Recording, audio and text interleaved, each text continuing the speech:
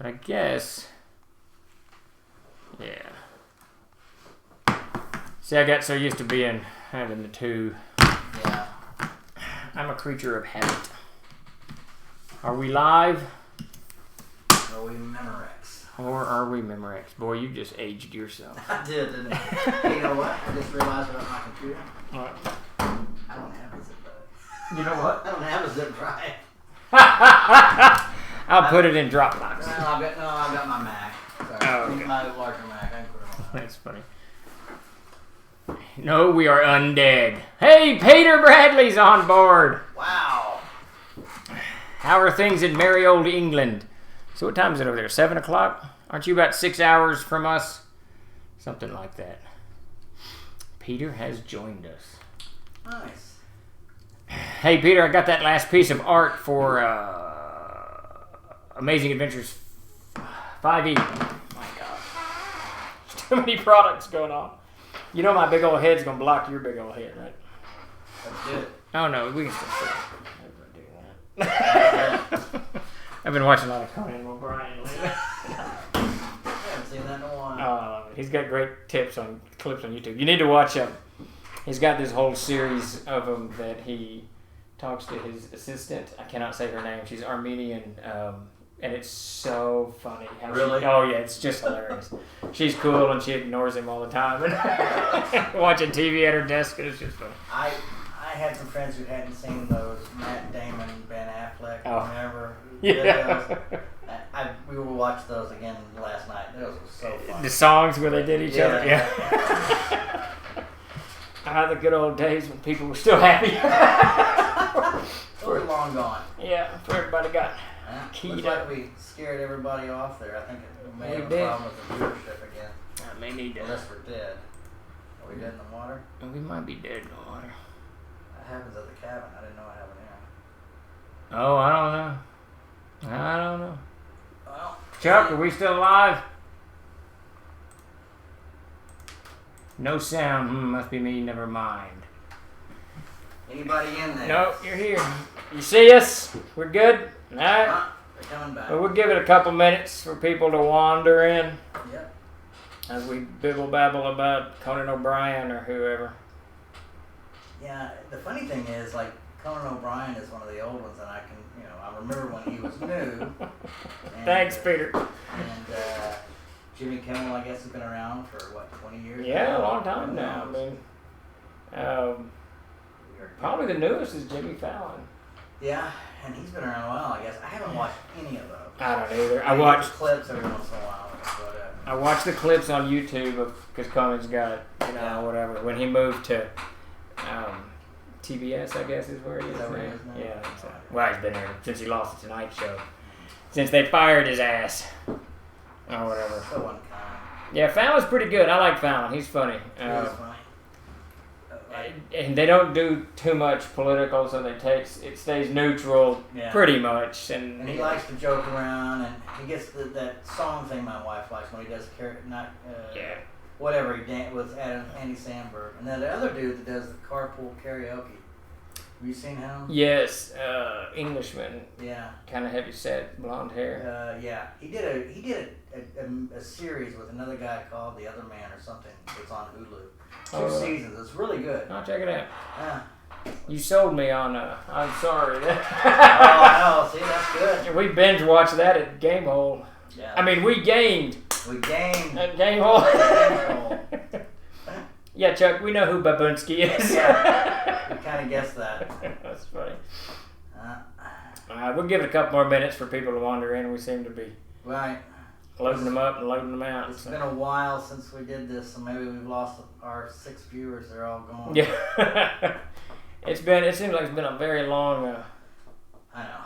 I vote break. next year we don't have the break. We don't have Christmas. It's too many holidays. Halloween, Thanksgiving, Christmas, New Year's. Yeah. It's too many. We need to celebrate one holiday in this country. Troll Lord Games Day. And what is everybody doing for Lord Game Day? Work. They work. That's the one thing. How's it going, Perry? All right, we got a few more. Hey, Moondog, what's up? Yeah, people trickling in. That's good. So what are we talking about today? I can proudly say I worked on Christmas Day. After everyone went to sleep, I went to the computer and started working for about 3 hours. I worked a little bit. That was my Christmas present to me. Do something. Yes, the year of the troll. Yeah. That's what we need to call it. Happy New Year, M5. Yes, indeed. All right, so I think today we're talking about, well, clearly Year of the Troll, as Chuck has so boldly put forward. We're going to kind of do a brief synopsis of what came out, what we did in 2019, and then dive into, that's just going to start distracting me, so I'm going to cover that. And then we'll let Chuck handle that end of things. Chuck, you're up. And then go into what we got planned for 2020. Hey, Doug. Hey, Doug, how's it going? Which we just had a wrap-up meeting with Davis 10 minutes ago. Yeah. You know, had some good old Purple Cow burgers and decided what TLG's lining up. You know, when Tim and I when we did a year in review newsletter at the end of the year or the beginning of the year, I can't remember. Right at the beginning of the year. Right at the beginning. We had to scramble to see what was actually released, what was actually new, and to our dismay, there wasn't a lot of new stuff released because so many products were log jammed at the end. Harvesters is still in limbo. That's the Siege Engine version of a child's game, you know, where you play anthropomorphic creatures. And then Davis's Dens of Inequity is log jammed as the print jobs are so stacked up, I can't get it, though it's shipped to Kickstarters, we can't get it out. We can't get it through the print shop. The Castles and Crusades, what we call the classic set, it's actually, I don't know what the official title is, to be honest with you. I think it's the basic set. No, that can't box be. set. Box set, whatever it is. The little white one that just shipped 3 weeks ago. The guys that are printing that for us have been a little slow. Slow is a kind word. Is that the best way to put it? Have not been up to speed on getting those to us in a hurry. So we've still got problems with it. So it's log jammed as well. So many products ended up log jammed from 2019 that it seems that we had a much lighter year than we did. But once we kind of dove into it, we actually had a bit of a heavy year, and obviously these things will start rolling out very, very soon. Yeah, Doug, I think we got everybody's box set to them, I think, except 2 retailers and a couple of guys overseas, because the printer has been shipping these books to us in no particular order. It's the craziest thing. They'll have, there's 7 books in the one set, and they'll have 10 of one book, and then 3 of another, and then 5 of one, and then 2. I have no idea. I don't have any idea if we're even near what we paid for, and at this point I don't care. I want everybody who backed it to have their games in their hands. That's the primary concern, and as of this morning we're looking at getting a local printer to take over so we can actually get that released, the smaller set, the white box, released to the public. I won't get those, because I don't think we got pictures of those. No, I don't think we do. I failed, Tim. Well, that's quite all right. That's quite typical you were about to say. Yeah, but I remember we were on the air. Trying to be nice. So, yeah, it's 2 boxes were released in the Kickstarter, and one is this little box set here. This is the one that will be released to the general public, and then it comes with these 5 books, and these are the guys that we've had such trouble with getting them out. And then the advanced box set that was in the Kickstarter only is the brown one. So Douglas, I think that's the one you've got. So those should be rolling out in the next month. Whenever they get us books, we'll ship them. We are headquartered in Little Rock, Arkansas. Though our people are everywhere. Peter's online with us today. He's in Leeds, England, I think. Isn't that right, Peter? You're in Leeds. Tim lives in Hardy, Arkansas, and Portland, Maine. Chuck is in. I want Chuck to be in Tennessee, but he's not in Tennessee. He's on the border. He's Bristol, Virginia, but there's Bristol, Virginia, and Tennessee. He's in Virginia. Jason Walton is in Canada. Jason Vey is in Pittsburgh. I always want him to be in Always Sunny in Philadelphia.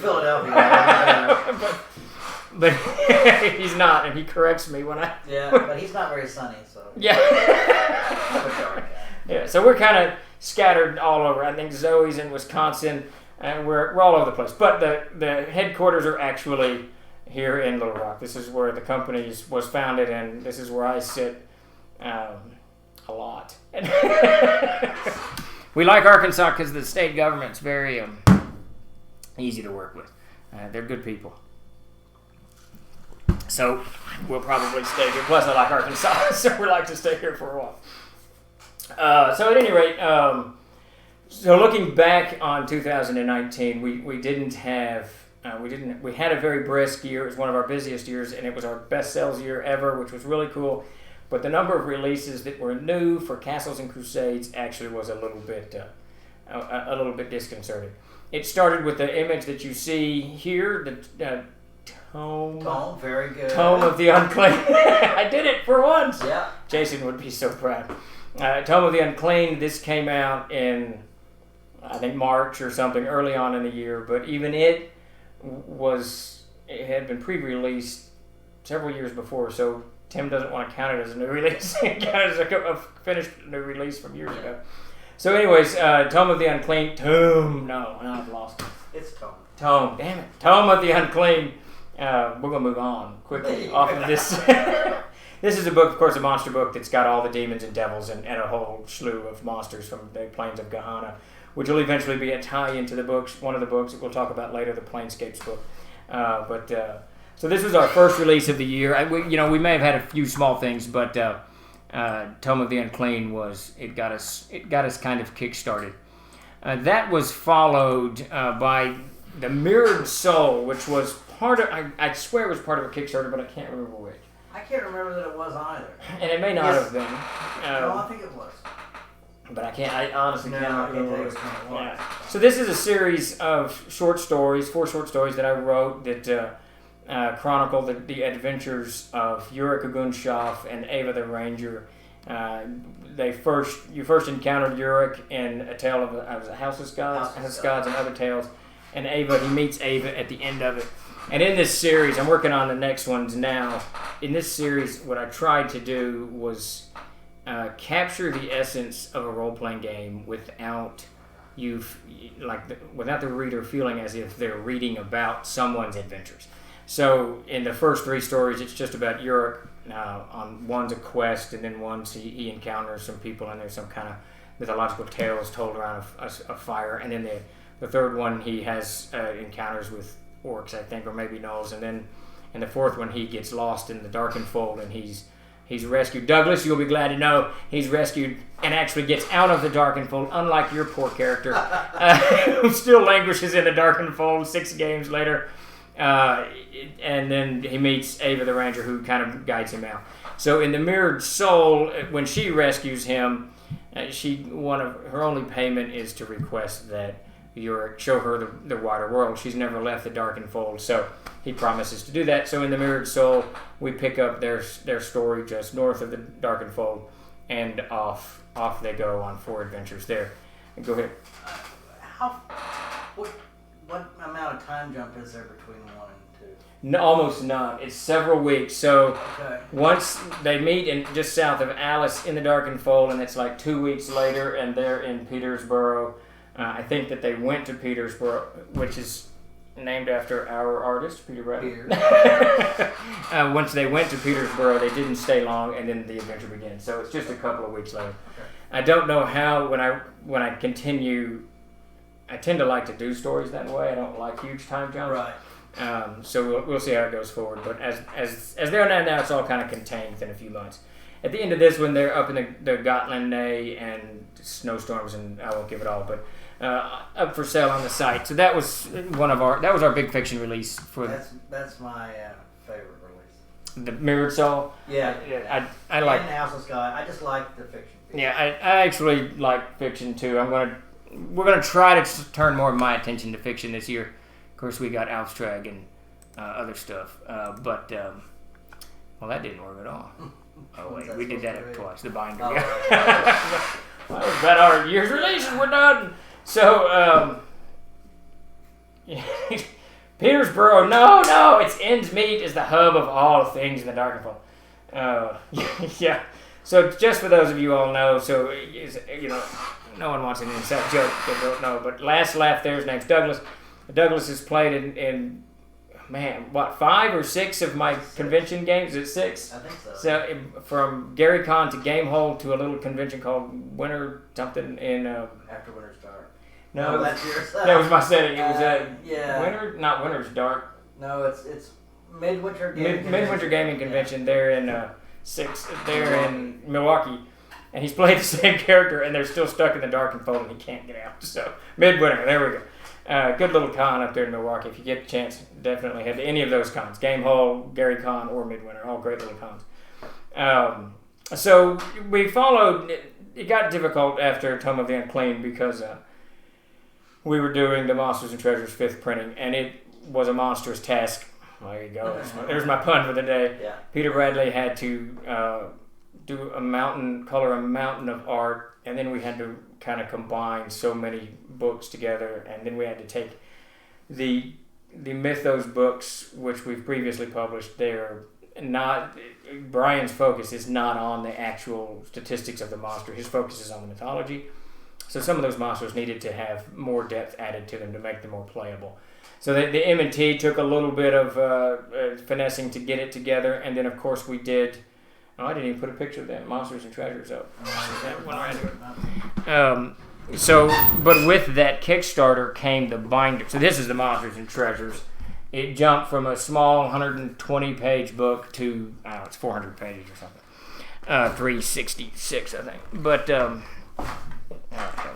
that's too much work. So we did, with the Kickstarter, we did this binder. This was Tyler Morrison's brainchild. He's a huge second edition fan, loves the nostalgic stuff. And of course, second edition Dungeons & Dragons released their monsters in this binder format, and it was really cool, really accessible. So we did the same thing. We got a really stout binder, holds all of this stuff. And when you purchase it, it comes with a PDF. So if one of your pages tears or what have you, you can just print it off and put it back in there. Great stuff. With the Monkey King. So Peter is working on a cover. So we finished Codex Egyptium, and I think what's up next is the Chinese Codex, or the Japanese, or the Korean. Right, one of those three. I'm not sure which, but Peter's already drawn the cover for it, and that's where the Monkey King. That's where the Monkey King. It's a badass cover. He's also done. We'll get into it. He's done a cover for the spell compendium, which we'll talk about here in a few minutes. Some great new art coming from Peter, no doubt. So the binder, we rolled the binder out. It's still for sale. It's going to be limited. I don't know we'll ever print it. I think there's about 80 of them left, and then we're done. I don't know that we'll reprint that binder. We may or may not. It's just another item that we got to keep up with. So we followed the binder up. I don't know what I did there, dude. But we followed the binder up with 2 5th edition titles that are kind of. Let's see, who stores the binder with the 2E binders? Was thinking of moving it there. This AM sticks out on the shelf it's currently on. Yeah, it's wide. I'm a huge. It's funny, DM, because I'm a huge. Yeah, I buy a lot of books, but I won't buy books that are wide because I can't fit them on bookshelves. Drives me absolutely nuts when one book is sticking out the other. Just drives me nuts. So yeah, it is wide. So make sure that you are deep or whatever. Make sure you got enough room for that binder when you snatch it. So we followed that up with some 5th edition releases that are kind of all together. Now 5th edition for us. See, he knows. McFight knows. Oh yeah. It drives me crazy. Yeah. Intrusive protrusion. Yet they all know. You're all got a little bit of Monk in you. Mary and I have been rewatching all of Monk. Oh yeah. That's exactly right. Gotta have dress. Some kind of order on my bookshelf. So we did the 5th edition archives, and this was taking Castles and Crusades material and releasing it as 5e. We did the Player's Guide to Air. Jason Vey did the conversion. I think he did a conversion on most of this. Did a fantastic job with that. And then it's A6 through A12, all kind of bundled together in one box set, which was really, really cool. We're actually filling out a very, very large order for those right now to send into distribution. So you'll see that popping up on your shelves. February, I'm guessing. It should be available in retail. Let's see, and I think on top of that, so there's the book that goes in the archives, volume 1, or volume 2 is the Player's Guide to Air. And of course, you may or may not know, but archives volume 1 includes A0 through A5, archives volume 2, A6 through A12, archives volume 1 has the Codex of Air, archives volume 2 has the Player's Guide to Air, and all of this is converted and set up for 5th edition. So if you're a 5e D&D player, you've got 13 adventures, a world setting book, world map, and all that stuff all crammed together. So that was a huge release, and it also took a monstrous amount of time to actually kind of get that and the Kickstarter that involved it all together. So we had a night, and then now the other side of 5th edition, we got a whole lot of titles ready. Jason Vey, and he's got a small crew that works for him now doing conversions, and Peter Bradley did a monstrous amount of very rapid layout to get a whole, I think it's 9 or 10 more 5th edition adventures that we haven't released yet. And these are conversions, of course, so if you had the C&C division, version, you've already got that. But we'll start popping these out this month, actually, in PDF, and then we'll release them in print when we get around to it, as we set that. Some of them we print, some of them won't. Do you have something to say?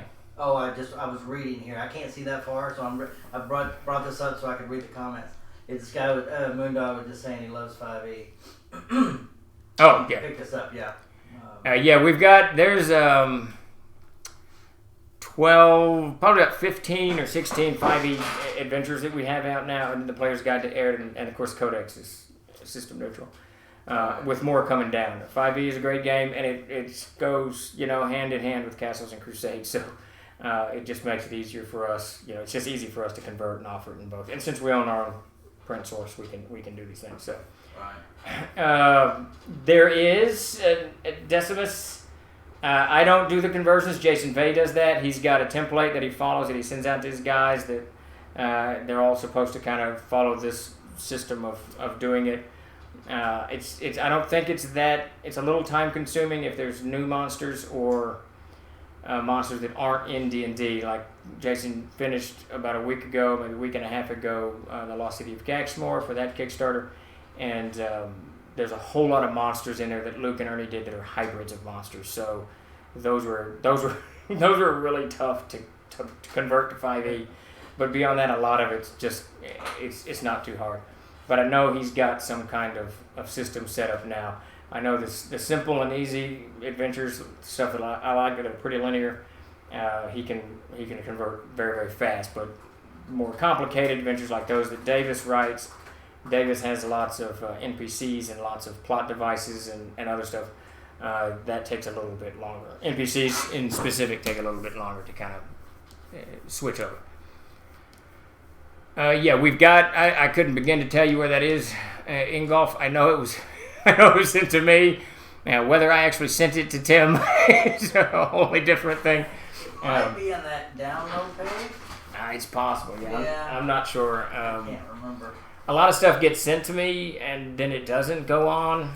We try to cut me out of such conversations because I'm an idiot. But Perry, you can see Davis was he in the Army 4 years in, and he was in the military intelligence, and he's one of the last Cold Warriors. He sat in an observation post and listened to the Czechs. He learned Czech in Defense Language Institute. He learned to speak Czech. So he sat in an observation post listening to the Czech communists talk to the Soviets, and he had to transcribe and all that business. All of that carried right into the world of Isaiah. You can see a deep footprint of his Czech linguistic stuff in the way he's writing. And my favorite title of all of his is 𝐓𝐫𝐤𝐬, 𝐓𝐫𝐸𝐜𝐤𝐬, I think, and it's pronounced 𝐓𝐫𝐢𝐜𝐤𝐬. Absolutely, I love that name. It's caused no end to troubles in the company and sales and retail level. I need that dizzy biggie. People can't say it, but this coming from a man who has trouble spelling your own name correctly. This is and true. Your world. And this is true. And I have in a Kickstarter, I spelled my own name wrong. They had to fix it for me, so it was very nice of them. I see. Just got here, so you may have talked about it. Speaking of 5e conversions, is there any new 5e stuff for the Lost City of 𝐓𝐫𝐚𝐝 going to come out for those who have the CNC version? Yes. Okay. Now I'm going to mess this up, Wolfgang, but I know that there was some material written for 𝐓𝐫𝐚𝐝 for 5e that we will convert to Castles and Crusades, and it'll be available in the digital format. That won't happen until we've finished with that Kickstarter, so it'll be a few months yet. But yeah, definitely, because there's quite a bit of. I think there was 30. I don't know, 20-something encounter areas. Yeah, a lot of them. A lot of encounter areas. So we're going to try to convert that so that everybody's got the content at hand. It kind of came out. That Kickstarter did fantastic, and Luke and the Trolls are going to do more work in the future, so more good stuff coming from that direction. So, yeah, it's definitely coming. Don't pin me down on time, but it's coming. The nice thing is converting from 5e to CNC is agonizingly simple, so the conversions really won't take much time, except where there's very, very complicated NPCs. Will just be Davis's entry. And Luke's got Cannibal. No, I can't say anything about Luke's. I don't want to give it away. You guys have to find it out. Some great stuff in Luke's stuff. Actually, I've read quite a few of the encounters, and there's some pretty creative stuff in there, which is great. Yes, and Alyssa's map is through the roof cool. When she and I have been trying to find more projects to work on. We haven't yet, but we're going to, because I absolutely love her maps. Hey, Alice. There you go. Joy is Golden here. This is Ellis Golden. She's our new intern. She's interning with us for the next 2 months. And she's already had a crash course in product assembly, which is putting lots and lots of books, dice, pencils, character reference sheets in boxes, specifically these, and packing them, as well as Archives Volume 2. She's going to crash course into the world of anvils, or world anvil, not world. World anvil. World anvil. World anvil. Yeah. There you go. So, well, funny you should say that, because she came in yesterday. She was supposed to be here at 9, and she showed up on time.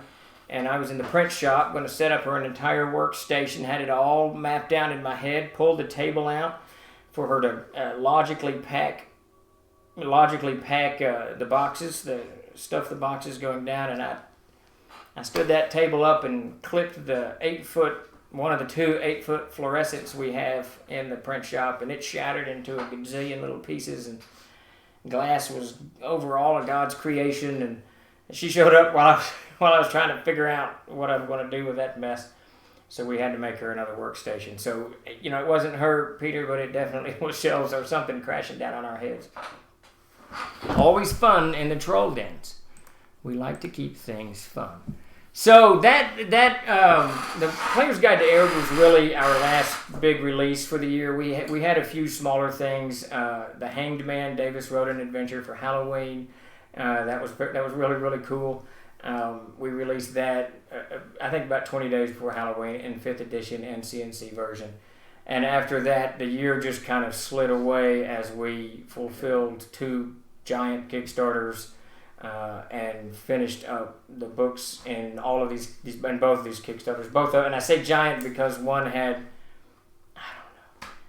23 moving parts in it, and then the other one had like 11. So it was what seems like 2 Kickstarters is actually 20 odd products that had to be finished, bound, printed, purchased, assembled, or whatever it is. So the last part of the year, the last couple of the years, just slid us right into getting that mess out.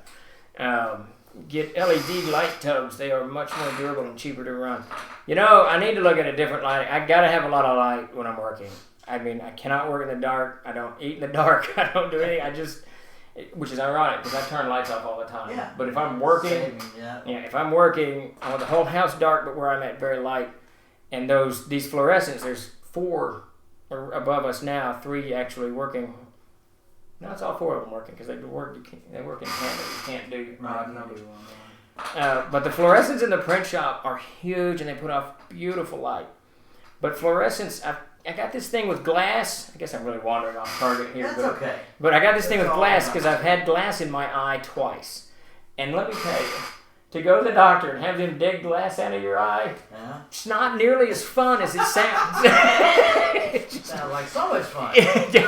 to lay there and pan into little... I don't know what he was doing. It was horrible. So I got this thing with glass, and when that fluorescent blew over my head, and if any of you have ever seen a fluorescent light blow, it blows. It's impressive. It's impressive. And it's a billion little shards of glass everywhere.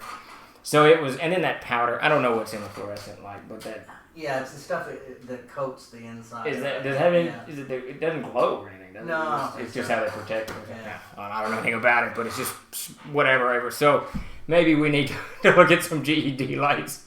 Yeah, Perry, it was a good job. Yeah, I successfully did that, I suppose. And see, I replaced the fluorescent in the kitchen with LED tubes. All right, I'll check it out. If we could get rid of those. And they last forever too. Well, that's true. It's really nice. And the fluorescence, the other side to it, this thing, I got to get up on a step ladder, and it's 94 inches, 96 inches, whatever that is. Yeah. So I got to balance that. And in the kitchen, at the cabin, the brand new lights in there are much brighter than my fluorescent in the den. Really? And it's all LED. All right, man, you sold me. I'm on it. I'm glad we solved that. So we're going to waste everybody's time for this. Yeah, right. That's why everyone logged on to find out what we're going to put into the print shop. But Celestian, you're right. You got us. Are you working for the LED light? Yeah, Nice. You need a commission off of that. Yeah, but really, it's that thing. It doesn't help that I didn't cover it. I just put them up there, and it's just wrong. Anyways, it's enough with our.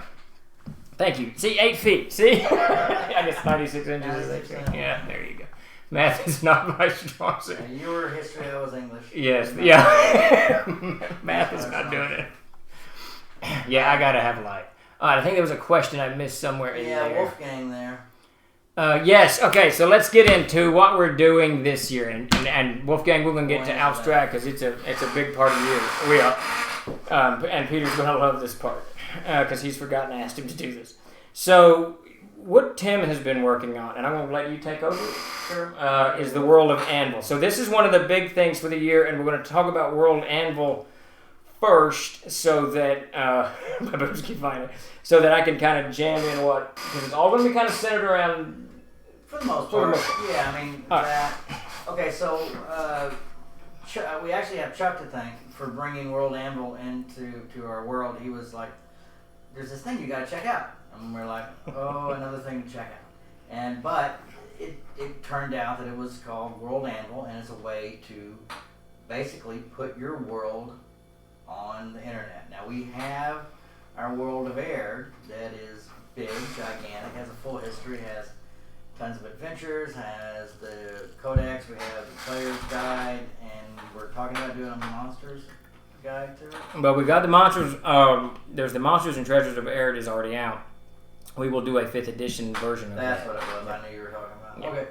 So we started looking at this and thought this would be a really cool place to start exploring. And so we had a nice conversation Chuck and I did with Janet and Demetrius over at World Anvil. And they encouraged us and said, well, get yourself an account and just start building. And I thought, okay, fine. I can start putting little things over there, figuring out what it is. And the more we started doing, the more we started realizing what we can do there. I mean, there's almost no limits to what can be done. Yeah. Right now we do PDFs, which are great, but they're static. Basically, we can take all of our adventures and put them. Thank you. I'm about to sweat. It's hot. And we can take all of our adventures, put them up on World Anvil, and they will no longer just be a sort of static document. They'll be living. We'll have the live maps. We can change things out in them. They're going to have all the artwork. But basically, you can jump around in them with anchors and jump over to other adventures. Like when you were looking at, we have C6 𝐓𝐫𝐤𝐬 up there now. Right.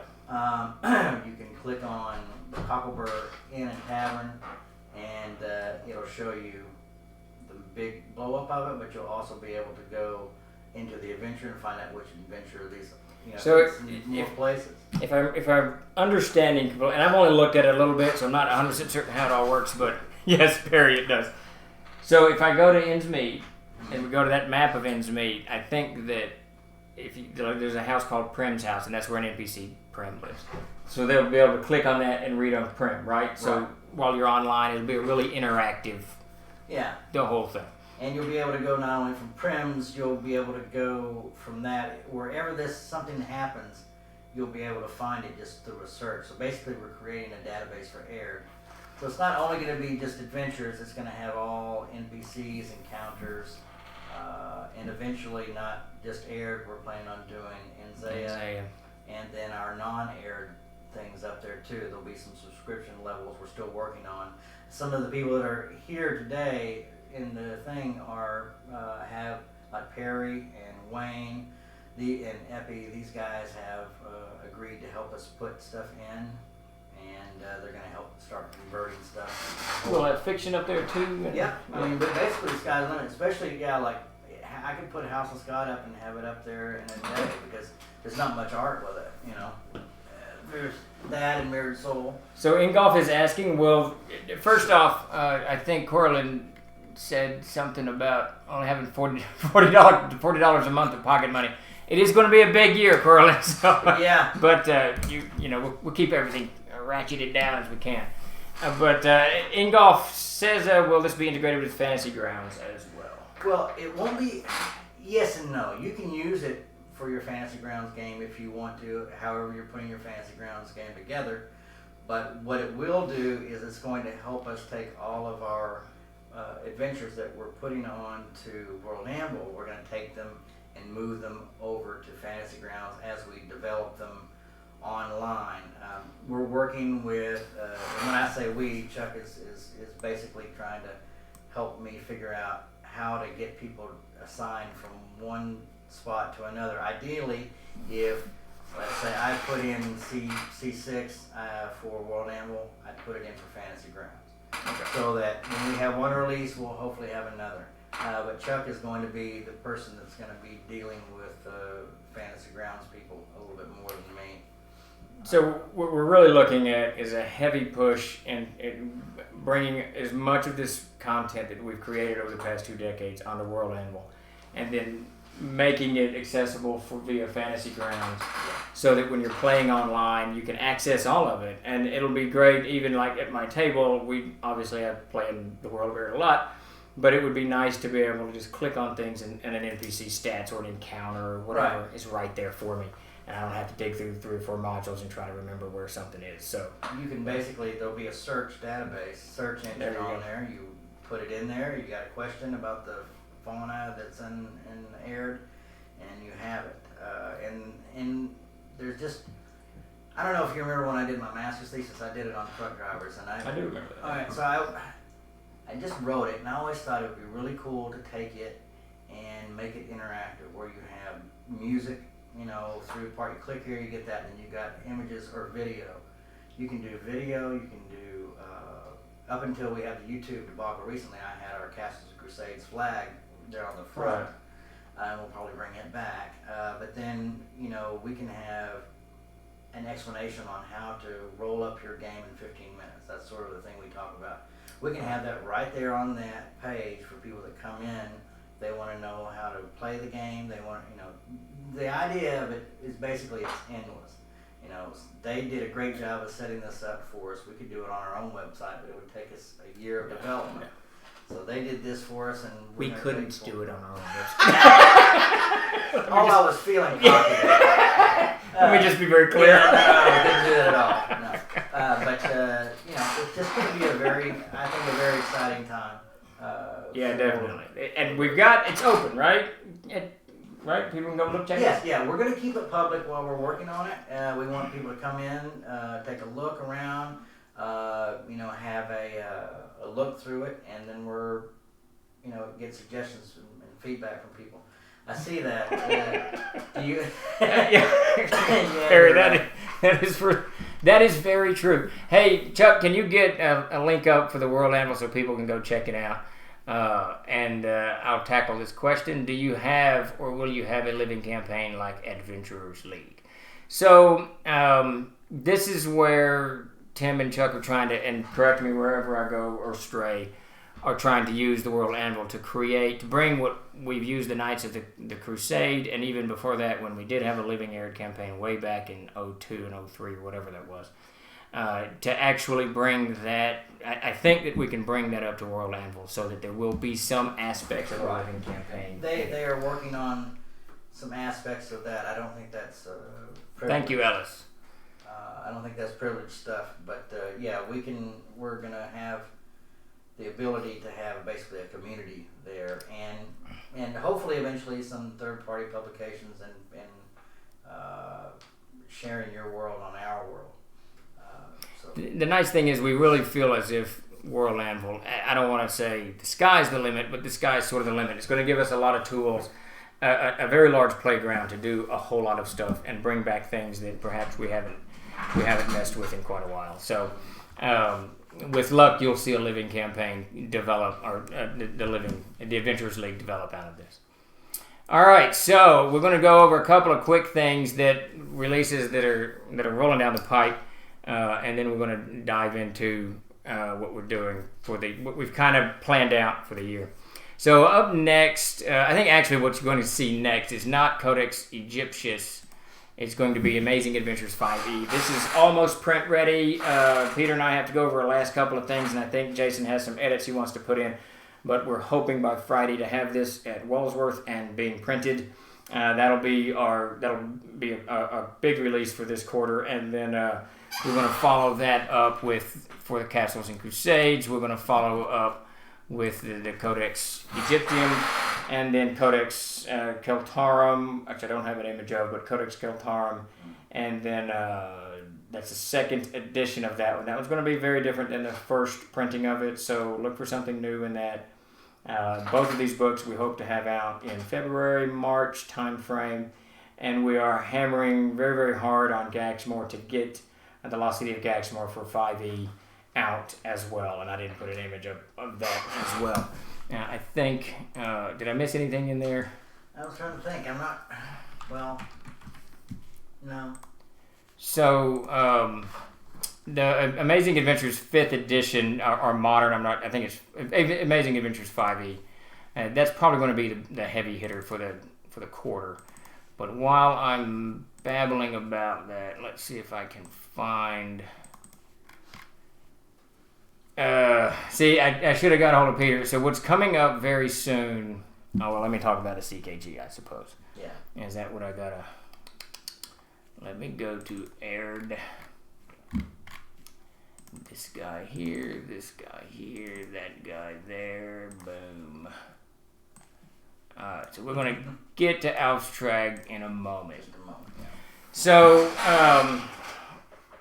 one of the things that we can't do at TLG is let one of 3 books go out of print, and that's Castles and Crusades Player's Handbook, Castles and Crusades Monsters Treasure, Castles and Crusades Castle Keeper's Guide. These are the flagship products of the company up there with Codex 𝐓𝐫𝐤𝐬, and they have to be in print at all times. Well, we're down to bare bones on the CKG. There's none left in distribution that I know of, and maybe a dozen or so. Yeah, I've mastered OBS, that's for sure. But too much practice. So the Castle Keeper's Guide is about done. We are looking at a 3rd printing for the Castle Keeper's Guide very, very soon, doing a Kickstarter on that probably in March, maybe April, simply because we can't be out of print on this thing, and we want to do, there's some things that we want to do to the book. We've got a new cover on it, of course. Some of you may have seen. Peter's already done that. It was released on the screens several months back, and then there's some of the content we want to rifle with a little bit. So the Castle Keeper's Guide will be on Kickstarter the next probably 90 days. Once the CKG is through, our big focus for Castles and Crusades is going to be twofold. First is going to be the Spell Compendium book. This is a book that is way overdue. We're going to take all of the spells from all of the sources, the Player's Handbook, the Adventurer's Guide, Adventurer's Backpack, Codex of our Player's Guide to Air, the Hallowed Oracle, the various adventures and modules that have them in it, the Haunted Highlands. Peter, what was that book that Casey did, that Black Libram? There's just spells, Jim Ward's Elemental books, there's just spells everywhere. And we're going to take all of these and put them into one big book, and then I'm going to finish writing the Blood Runes out. I've got 9 schools that I have to finish. The Chorus of the Dead, I can't remember all of them off the top of my head, but there's the Chaos runes. There's a bunch of runes that I need to, elemental spells definitely in there, but I want to finish the rune lore, the rune spells, and gather all these things up, all of the spells from all of these sources, and put them in one big book. When I'm running a game, and I'm sure you guys are the same way, I'll get to Haunted Highlands in just a minute, Barry. When I'm running a game, there's so many books that I gotta look for a spell from. That's gotta stop. It's gotta all be in one source. And this will probably be on World Anvil as well. Yeah, with the spells and whatnot. So so that's the big thing there. And then, so after that, let me just briefly talk about Haunted Highlands, because nothing's set in stone yet. So the CKG to Haunted Highlands has been out of print for a while. You can get it in PDF, but it's not been in print for a while. I don't like the format that it's in. The book turned out too big and unwieldy. So what we're going to do is we're going to take all 11 adventures out of that. I got to talk to Casey.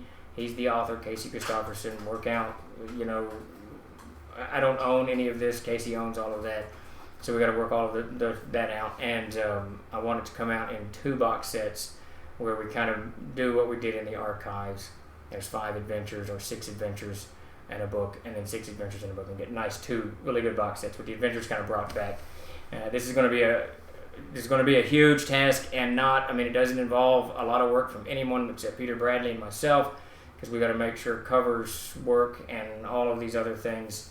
Is it 9 adventures? I know there's 9. Okay, so there's 9 in the CKG, and then I think 1 post Castlekeeper's Guide to the Haunted Highlands, the Fortress 3, Fortress of 3, I think. Fortress of 3, is that what Yeah, it's called? that's a Haunted Highlands adventure. So, though that may be the 9th adventure, I honestly can't remember. But yeah, so I want them in their own box set. So we want to get the Haunted Highlands kind of back. Yes, okay, so there we are. So we want the Haunted Highlands back and in print so people can get it easily. It's a fantastic setting. Casey's a great writer, and it's very contained. And it too is in the world of Air, and it too will be put on the World Anvil. Yeah. So lots of good can come from all of that. Okay, a quick note on Memorial Tomb. You're welcome, Celestian. It's been a pleasure working with Benoit and Ernie. They've just kind of, I think that it was a lot. I don't think either one of them quite realized how much it was going to be, and it's a lot that they're doing. But from what I've seen, and I just sent it to editing to, in fact, Ellis's dad, Matt Golden. He'll be doing the editing on Memorial Tomb. We're going to get this thing done, and I think we're going to try to get everything promised. We're going to try to get it out. So we're going to try not to cut anything off of that. Huge task there.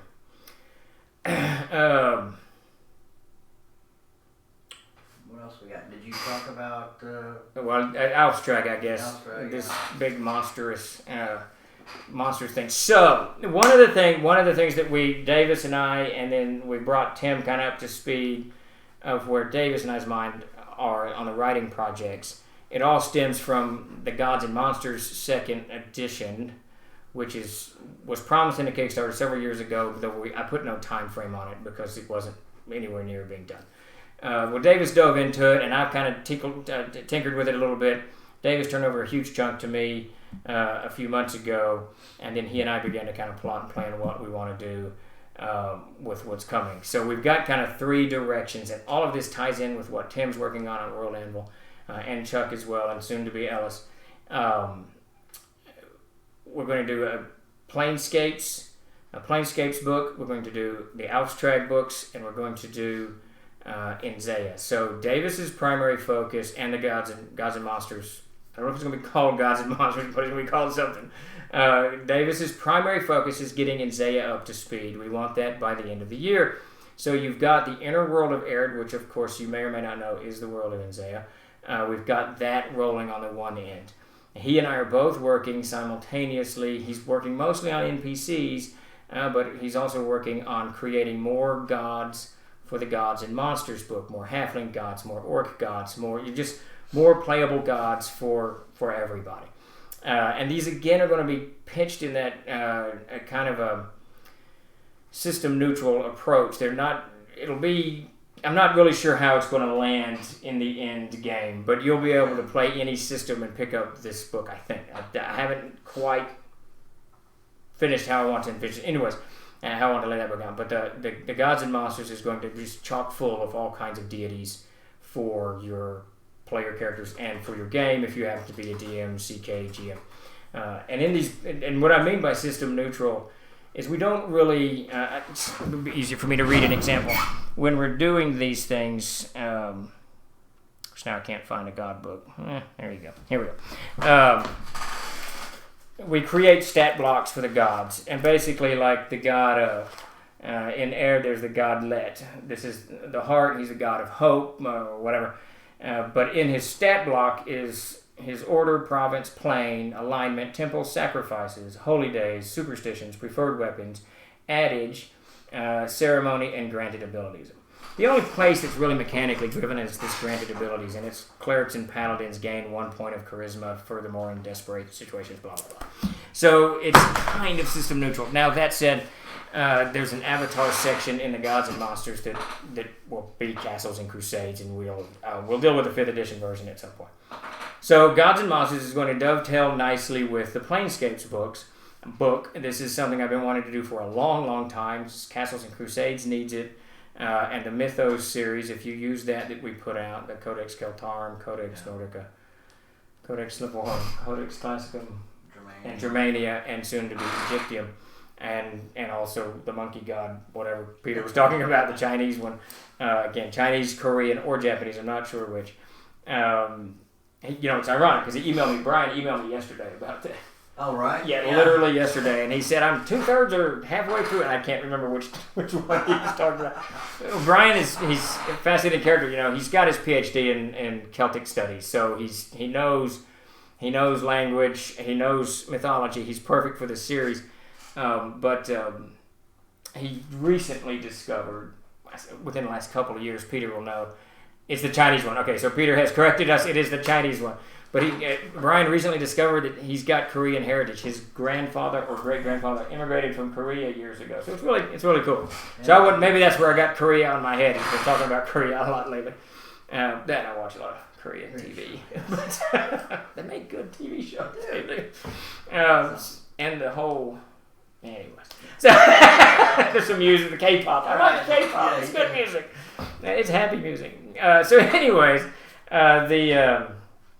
so the Planescape books is in there too. So David's not going to be working on that. I don't know if it's going to make a 2020 release. We hope that it will. But all of that, for me, dovetail into the Dungeons of 𝐓𝐫𝐤𝐬. So, yes, K-pop. I love K-pop. Really, Perry, I like any kind of music. There's very little music I don't listen to. Most of it very weird. If I was to add a favorite's probably country and yodeling. I love yodeling. But, so, the Dungeons of 𝐓𝐫𝐤𝐬, for those who may or may not know, 𝐓𝐓𝐿, if you look at this picture to my right or left or whatever it is, that left? For them, yeah. For them it's left. So for y'all's left, you see this gigantic tower. So that tower is about 3 miles tall and about, if I can't remember right, about a mile wide, give or take. And it consists of 21 levels and then 8 levels underneath and then 1 level on the top. In that book there, the Dungeons of 𝐓𝐓𝐿, I've done the first 5 levels. So that leaves a whole slew of stuff that still needs to be done. The plan is, Peter Bradley and I were talking about this last year. We're going to start, he and I will work on the maps to get 5 levels mapped, and then I'll start writing them. And the hope is starting by March to start, I don't know if I'll be done with the first one in March or if I'll start the first one in March. It's kind of depend on Peter's speed on the maps, and Peter is constantly being pulled left, right, and center by me to get this done, or I need this, or whatever. So by March, it won't be on the back burner, and we'll be plunging into 𝐓𝐫𝐤𝐬. And I really, I'm going to say this, and Tim's going to ask me to not say this secretly, but I'm going to try to do 1 a month. We're going to fail, but we are going to try. Peter and I will put that on our agenda list to check off. So as the year kind of grinds, as the first quarter grinds through, you're going to see 𝐓𝐫𝐤𝐬, Harvesters, this white box set that Ellis has been packing, Dens of Inequity released, and then we're going to follow that up with the Keltarum book, The Amazing Adventures 5e by Jason Vey. And after that, the shoot's kind of cleared, and we're waiting to finish the NPC book. Memorial Tomb will come out somewhere in that span, probably hopefully by summer. And then you'll see Davis and I, Peter and Jason Vey, no doubt, everybody diving into what I call kind of a trifecta of Planescape material. It's 𝐓𝐫𝐤𝐬, it's 𝐓𝐵𝐷𝐷, and it's the Planescapes themselves with the gods and monsters kind of at the center, which will be a nice, hopefully that's where the year pans out. We're really looking at a lot of plane travel, a lot of high-level stuff, Hell here in 𝐓𝐵𝐷𝐷, 𝐓𝐫𝐤𝐬's The Inner World of Aerith, so lots and lots of stuff to wrap the year up with. I have a few things as well. Okay. Other things. Let me answer Ingolf real quick. Yeah, It's a lot planned, Moondog. Not sure if we're going to make it all, but if we can keep up the pace that we did last year, and our intern Ellis will do most of it, we should be able to pull it off. So it's going to be similar to Starship Warden in amount of mapped stuff. Okay, so 𝐓𝐵𝐷𝐷 is crazy, and it's 21 odd levels. So it'll have, but the maps that Jim did are going to be very, very different than the maps that Peter and I do. If you've looked at the maps from the dungeons of 𝐓𝐵𝐷𝐷, Peter kind of mapped out the entire half mile or mile, whatever it is in diameter the thing is. And then I wrote through and wrote major encounter areas, leaving huge swaths blank so the CK can go in and do whatever it is they want to do. So we're looking at minimally another 16 very large. Let me go get one. 16 very large maps rolling out. We should prepare for these things, Ken. We did. We prepared for like 13 minutes. Prepared for half of it, I think. Yeah, well. Ellis, is that you? Come on in. Come on. So I'm not sure if this is going to show on that camera. So that's the bone pit, I think. That's level 1 of 𝐓𝐵𝐷𝐷. So you'll see tons and tons of that material come out. Introduce. You want to come in and say hello to everyone else? Sure. Because I haven't set up your shrink wrapping yet. I haven't cleared the glass off of where you're going to be shrink wrapping. Hello. So this Hi, is guys. This is Alice Golden. She's our intern for the next 2 months. Max Kid. And Max Kid, Mac you may know is co-creator of Castles and Crusades, and he still does mountains of editing for me. And very little that I write do I not send to Mac and say, hey, does this work, or blah, blah, blah, blah. So even though he hasn't worked for us in years, he works for us every day. Right. So. And Ellis is here to shrink wrap lots and lots of books today. Fun. All right, so you wanted to add some material to it? Yeah, Chuck reminded me. We touched on the Knights of the Crusade, and that's going to be happening more and more, and we're going to tie it in hopefully to the World Animal stuff. We're going to try to get this, basically make the KOTC more into just an organized play machine. Not so much just the Castles Crusades aside, but really focusing on gameplay and where it's happening. We're in a store, we're at a con, whether it's in, at your local work on that.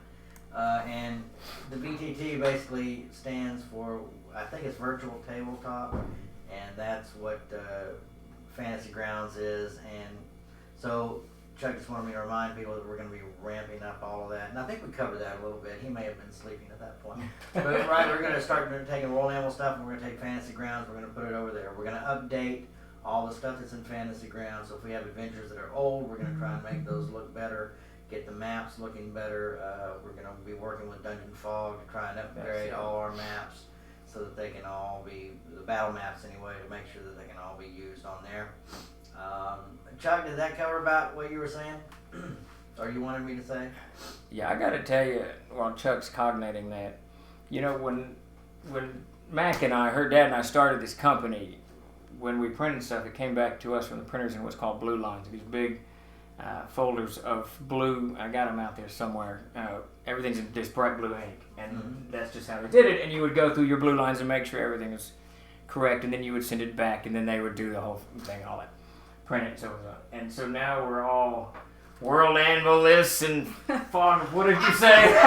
Fantasy Grounds. And yeah, but think of how far. I'm feeling kind of old. Think about how far you've gone from Gutenberg to blue lines, right? That's true. So this is just another progression. You know, a little bit. I don't know if it's that much of a progression from Gutenberg to blue lines to, to being hosted. Imagine all that rapid printing. I don't know. The world's a changing. Yeah, Talon, we're volunteering them for stuff. And oh, by the way, I need to talk to you. Lots of work for everybody to do. Exactly. It's dangerous to volunteer at the troll dens. Yeah, we will take you up on it. A lot of work, non-stop. But I think that's all I have. Yeah, I think that's about it. So it's going to be a busy year, and like I said, the first quarter is kind of lined up, rolling out Kickstarter material and getting things caught up, and just wrapping it up. So I'm hoping by end of first quarter to have everything done but 2 Kickstarters, the NPC and the Starship Warden. And then we're going to roll into Castle Keeper's Guide, the spell book. These things will be on Peter Bradley and Maya's desk, and then Alstrag, Planescapes. We got a big year lined out, so hopefully we'll see a whole lot of new material from Castles and Crusades that allows you to keep doing what you're doing. Yeah, yeah. Peter, you need some volunteers to help you. And so Peter Bradley really is the unsung hero of Troll Lord Games, because at least twice a day he gets a text from me. Peter, I need this yesterday. And he and Jason Vey both amazingly produce mountains of stuff under extreme pressure from the troll captain's chair. So, or he who sits on the elephant's back. Is that what I am? So, I got volunteered all the time. Yep, that's the way it goes, Wolfgang. All right, well, I think that's it. We're going to log off and get Ellis to shrink wrapping and whatever else we're doing around here. Thanks, everybody, for showing up. We sure appreciate it. We will do a GM's Tricks of the Trade should go out tonight, and then we will be here again 1 o'clock on Thursday to talk about GM's Tricks of the Trade number 33. 33, yes. And it will probably go out tomorrow. Okay. Yeah. So not tonight, but tomorrow. So join us Thursday, and again, we'll be here next Tuesday at 1 o'clock talking about Lord knows what, but we'll definitely be here. Thanks again for everybody for showing up, and we'll see you next time.